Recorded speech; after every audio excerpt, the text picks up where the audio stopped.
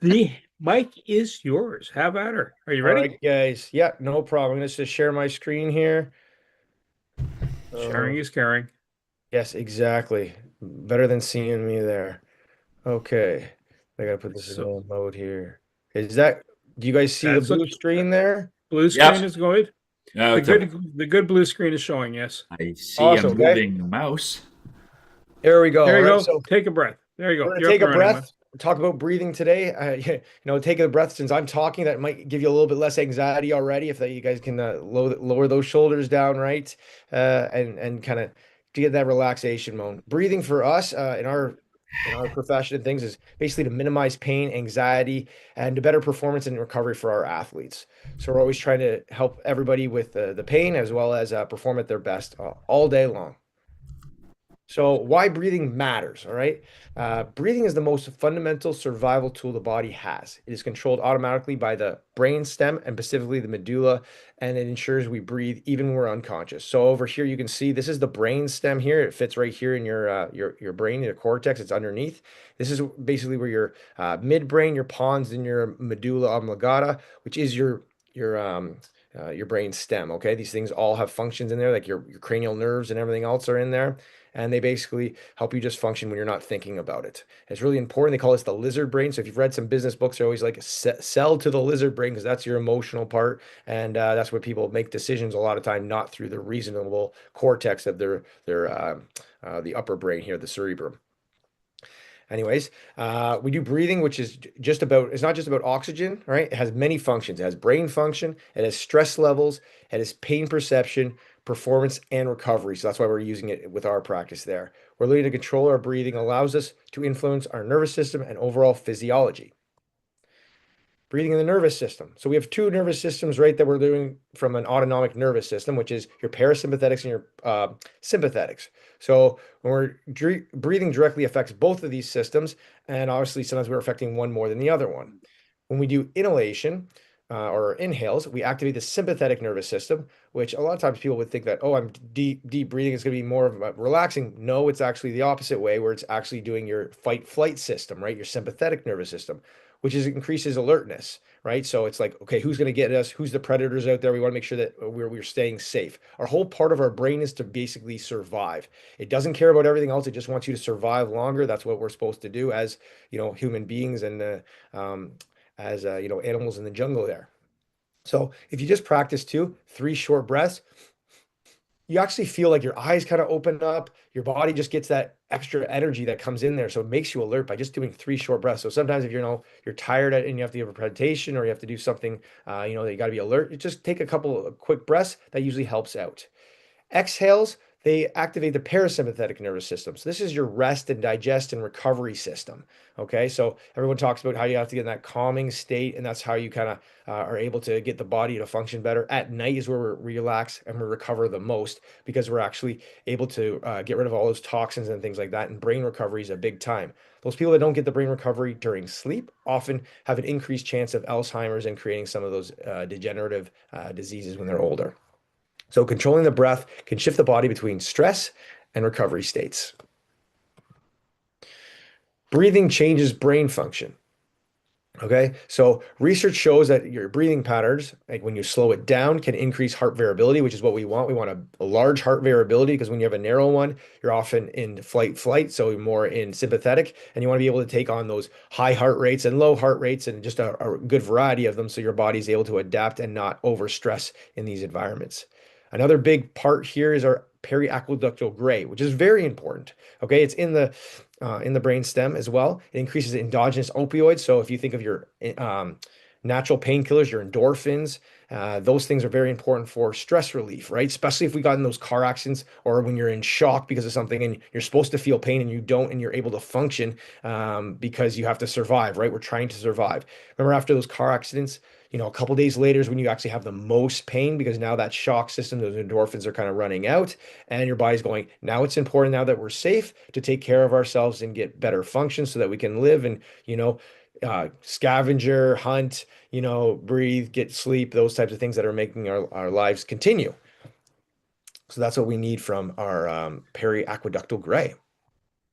So breathing mechanisms, right? When we're thinking about breathing, your entire body moves.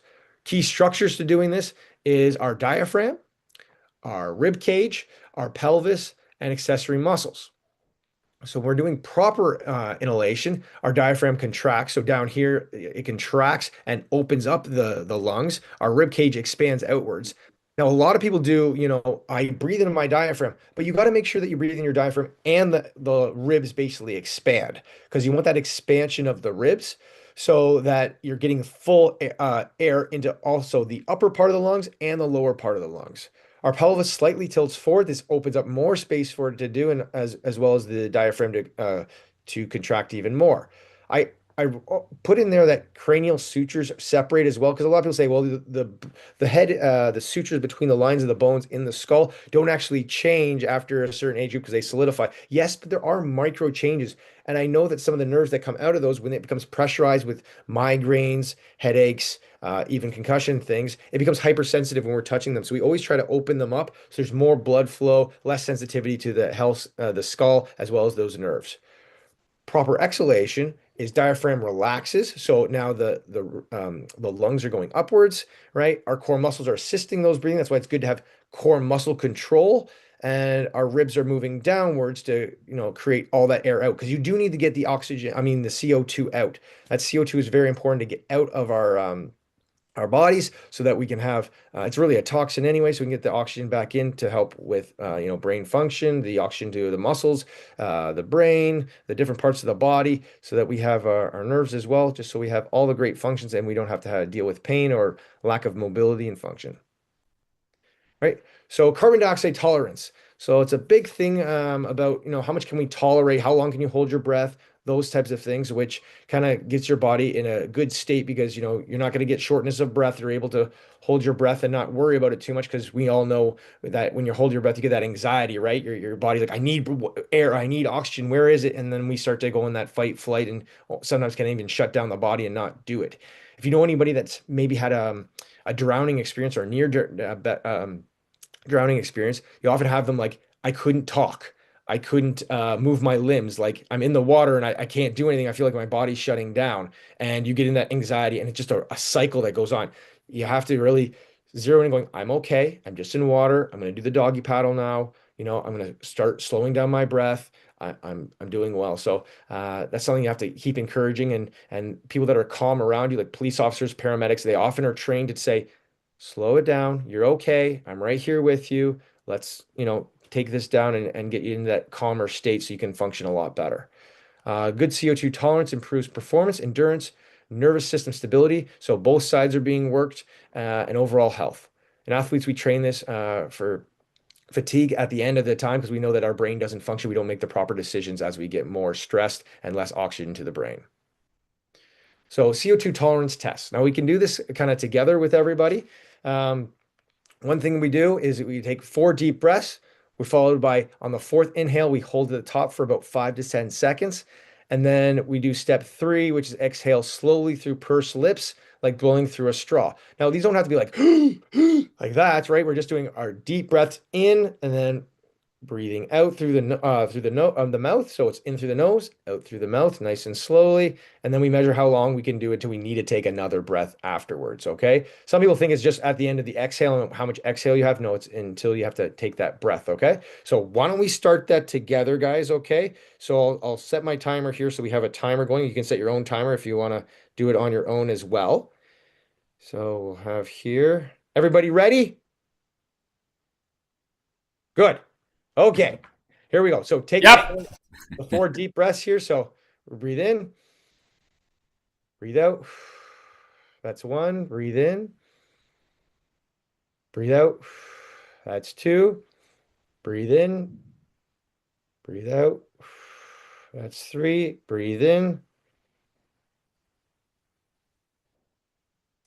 and breathe out. And I'll start the timer.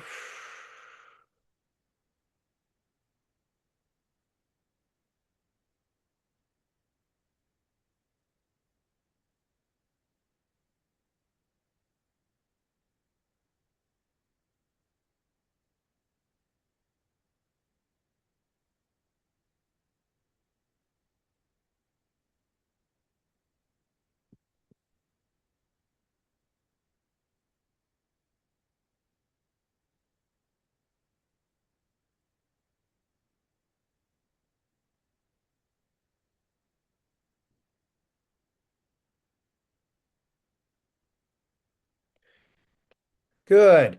How did everybody do? I lasted 20 seconds. 20 seconds. Okay, so as you can see the results below there, 20 seconds is a low tolerance. Anything less than 20 or that 20 to 30 is average. So you're right there on average there, Sam, right? Over 60 seconds is a strong tolerance to doing that. So if you want to keep increasing that, it'll be a good thing because you can do exercise to help with that, just so that your body is less in stress mode and more in relaxation mode. Okay. So when we look at this here, we have our breathing drill. So this is a breathing drill. We go prolonged exhales. Okay.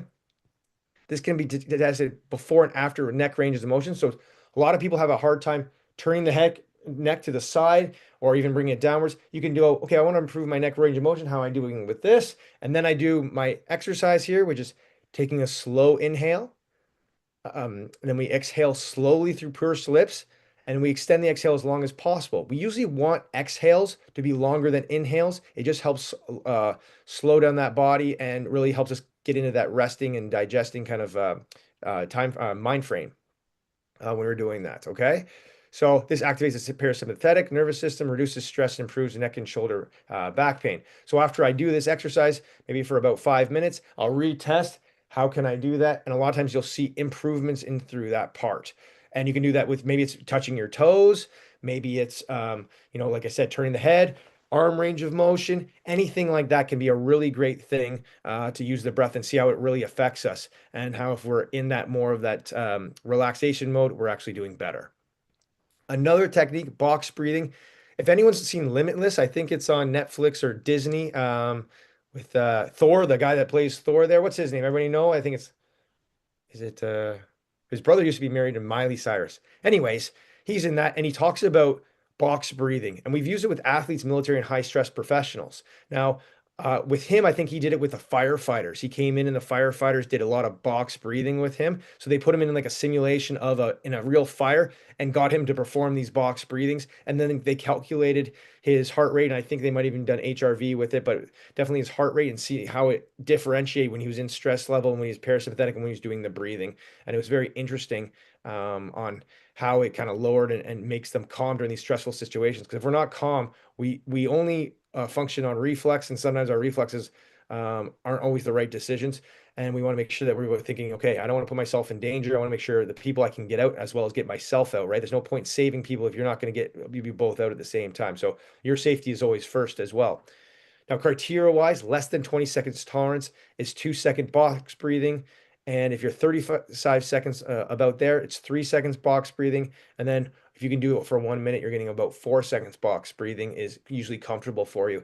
These things can be very hard when you're doing box breathing. We do it with our concussion patients. And a lot of times they think, oh, I can do 3 seconds. 3 seconds can actually be stressful where you're breathing in, you're holding for 3 seconds, you hold the breath for 3 seconds, you exhale 3 seconds, and then you hold again 3 seconds. And getting that kind of rhythm and cyclical pattern is really good. And once you become that easily for you as you practice it over and over again, then you can start going higher box breathing and see how it affects you. And if you're able to control that and get in that mindfulness part. Ways to improve breathing. So you may have already known a lot about this type of breathing. So we have simple strategies for that is nose breathing. So they'll tell runners to try and always nose breathe if they can. It's very difficult because sometimes you like, I need more breath. So I open my mouth so more breath is getting in. But nose breathing is much more efficient. It's actually cleaner breath that you're doing as well. And it's just absorbed all the way through the brain a lot quicker. Benefits, improves oxygen efficiency, increases memory. Obviously, more oxygen to the brain helps, you remember things, improves endurance, more oxygen, you can go for longer, your lungs are taking it in better. Tongue position. So they're talking about tongue posture now. Now, tongue posture is like the roof of your mouth. So take your tongue to the roof of your mouth. You can feel like a little divot too in there. So they'll say right behind the teeth, but sometimes you can have that little divot but up at the top there where your hard palate is. And you can hold it there, which actually stops you from breathing in your mouth as much because you can't get as much air and helps you breathe into the nose.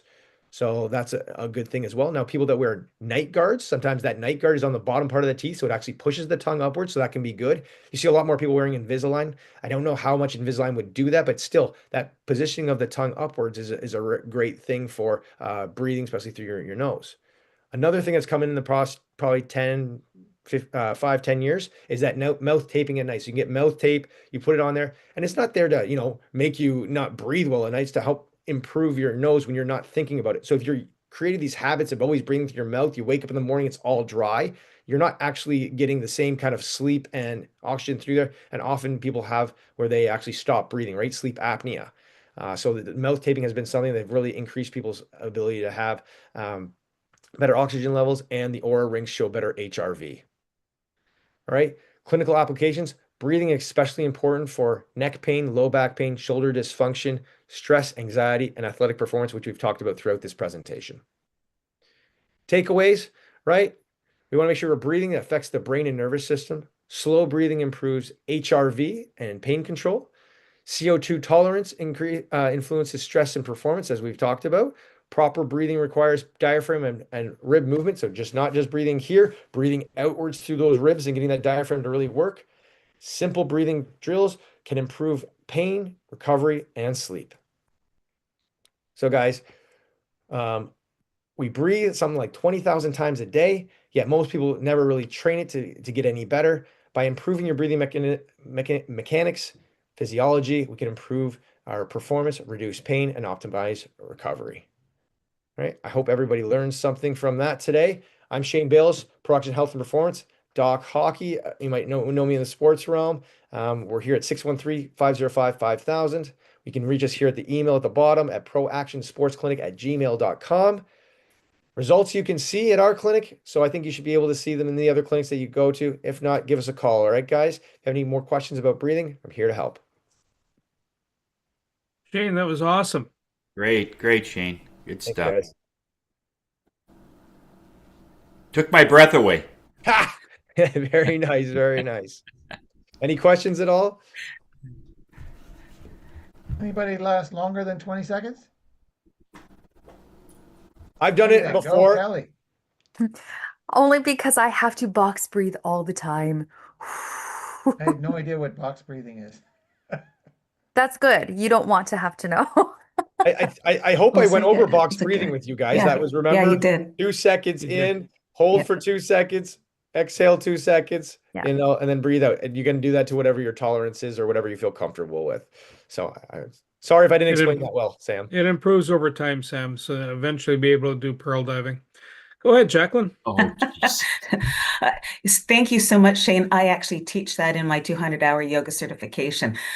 Breath work is huge, and I love the way you did that. I might have to scoop your PowerPoint so I can teach it to my students. Thank you so much. That was amazing.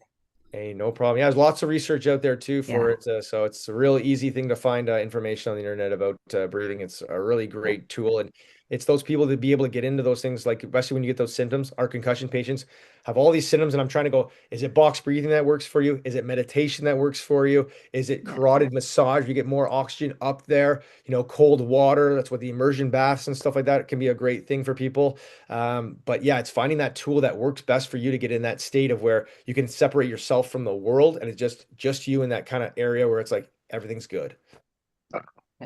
The carotid massage, that you want to go gently, no?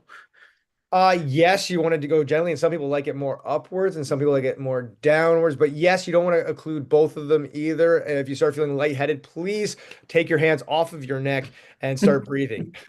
Just, a side note, that's a good way to go. Night. Yeah, Gracie. if you can't breathe, discontinue what you're doing. Well, you'll sleep well. Any other questions for Shayne? Like your hat. Shayne? Thank you. Proaction Sports hat there. We got the I know, I saw that. They are on sale if anyone, limited supply always, right though, guys? FOMO. Always good to have FOMO.